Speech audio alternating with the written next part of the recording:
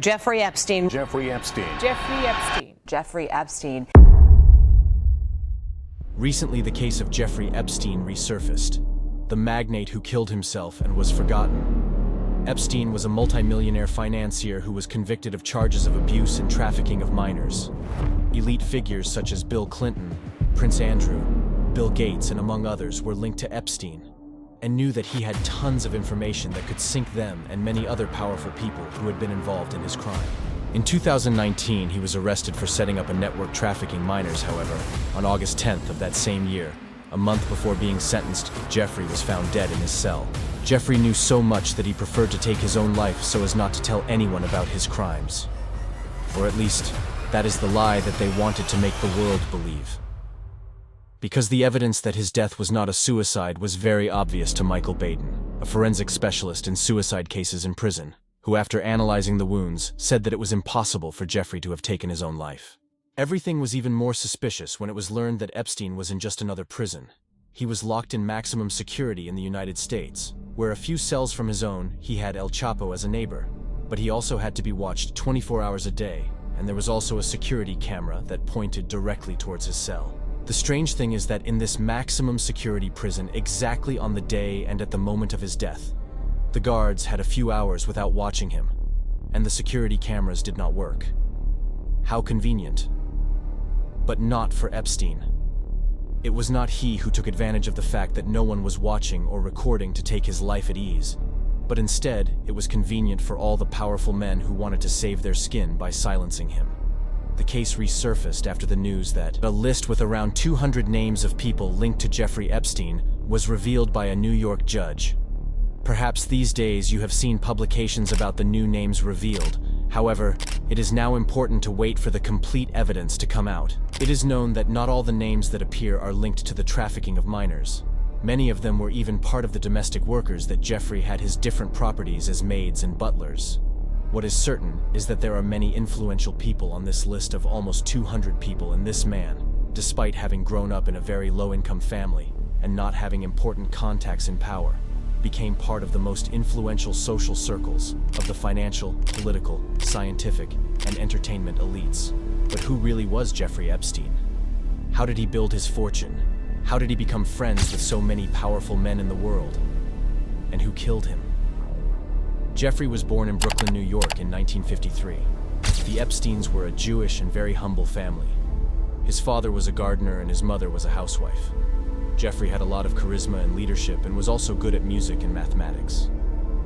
After abandoning the idea of devoting himself to music, he decided to study mathematical physics at New York University, but did not obtain his degree. Despite that, because he was very proficient at lies and manipulation, Jeffrey became a teacher at Dalton School, a very prestigious school in New York. It was there where he met very important people, and some of the students' parents were key to his economic rise, especially Alan Greenberg, a partner of a global investment bank where Jeffrey would work after he was kicked out of school for unknown reasons. Jeffrey started working at the bank at a very low level, but quickly began to grow, and only 4 years later he became a partner of the firm because he had a lot of ability to solve difficult problems and also had a lot of charisma. The richest and most powerful clients began to trust him with their money. In the early 80s, Epstein's fortune had already grown to more than $400 million and created a new financial consulting and advisory business called Epstein & Co., in which he only advised people who had a fortune of no less than $1 billion. At that time, he met Leslie Wexner, the billionaire, who turned Epstein into a true magnate. Wexner was the owner of Victoria's Secret, Bath & Body, Abercrombie & Fitch, and many other companies. He had a fortune of almost $5 billion and began to accept financial advice from Epstein to the point that years later, in the early 90s, he signed an agreement where he gave Jeffrey Epstein control over his entire fortune. Many people were surprised to know this, since it was known that Leslie Wexner had never before allowed himself to be advised in this way, and also did not have much time to meet Epstein. But although many rumors were made about Wexner's reasons, no one really knew what made Jeffrey have that deep aura of trust around him. And it was around that time, when Epstein began his relationship with a person who would later become a key piece of all his crimes. Elaine Maxwell is a woman from a very rich family in London, daughter of Robert Maxwell, a multimillionaire businessman who died mysteriously on his yacht. And after his death, his million-dollar debts were revealed, which is why Elaine decided to rebuild her life in the United States, where she met Epstein. The courtship between Jeffrey and Elaine lasted a very short time, but they remained best friends, partners, and accomplices a few years later. In '98, Jeffrey bought an island in the Caribbean called Little St. James, which would later be called the Island of Sin. However, up to that point, no one suspected anything bad about him. Epstein had the richest and most powerful men invited to his parties. He became friends with influential politicians and businessmen. The media said that, in addition to being a billionaire lover of the parties, he was a philanthropist. So he began the decade of the 2000s with a very good reputation, and everything seemed to be going very well for him. But this would not last much longer, because one day in 2005, a 14-year-old teenager told her mother that a man in his 50s had paid her $300 for a massage and had offered her more money to take off her clothes and perform acts. The mother reported this to the police, and when they received the address of the house where the abuser had been taken to, they were surprised to realize that it was nothing more and nothing less than Jeffrey Epstein's mansion. The police and everyone in Palm Beach knew that Epstein not only had a lot of money, but also had access to the best lawyers and very powerful contacts within the government. They decided to act very cautiously. What no one expected was that this complaint was just the tip of the iceberg. The Palm Beach police realized that Jeffrey had been recruiting teenagers for some time through Elaine Maxwell. She made them believe that they would be hired to work as masseuses, and when they accepted, Elaine sent a driver for them and took them to the mansion to work. But when they got there, Jeffrey offered them double money if they had sexual relations with him. He also promised them even more money if they brought other young girls, so that more than 40 testimonies were collected from adolescents between 13 and 16 years of age, all of them coming from humble families with economic needs and with very little or no attention from their parents. With these testimonies, charges were filed against Jeffrey Epstein, and a judge gave a search warrant to his house to collect evidence. But mysteriously, absolutely nothing was found. The house had been cleaned. All the computers had been taken, and the videos from the security cameras had been deleted. The prosecutor decided not to proceed with the investigation, but the Palm Beach police chief was very upset and would not sit idly by. And they had already been months of investigation, and they had enough evidence from the victims. So he presented the case to the FBI. The FBI collected complaints that were more than 7 years old, but at the same time that they were investigating the case, Epstein was threatening and extorting all the investigators and whistleblowers to remain secret. Unfortunately for the victims, Epstein's money not only bought good lawyers and the silence of many people, but also bought their freedom and that of their accomplices. Florida Attorney General Alexander Acosta proposed a very particular agreement and a very privileged treatment. Epstein would plead guilty to soliciting prostitution from minors and would serve a sentence of 16 months in prison.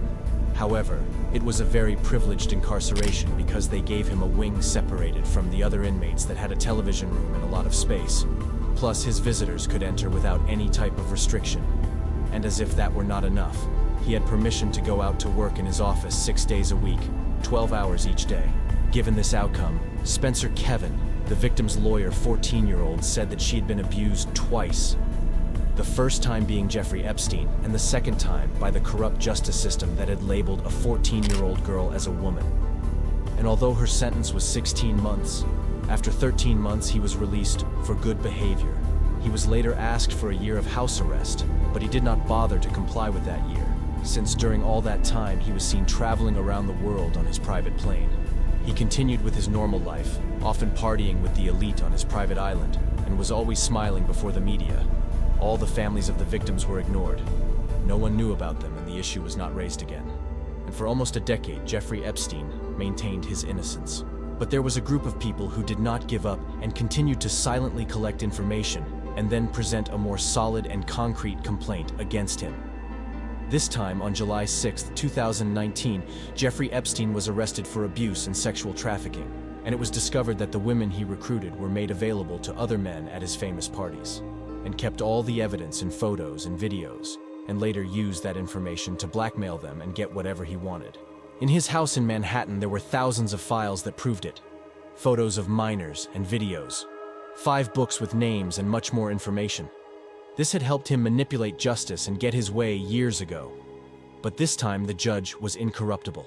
Even though they offered him $600 million to let Epstein go free, he rejected them and remained firm. So Jeffrey Epstein was arrested and imprisoned in the Metropolitan Correctional Center in New York and would have to wait for the final trial to receive his sentence, which this time could not be manipulated.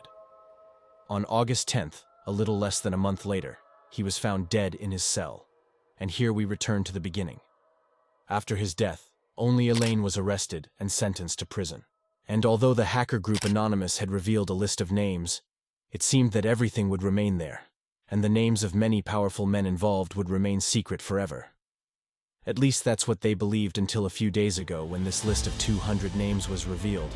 Characters such as the former President of the United States Bill Clinton, the former Governor of New Mexico, Bill Richardson, the former Senator George Mitchell, the Harvard professor Alan Dershowitz, Prince Andrew of England, and billionaire Richard Branson.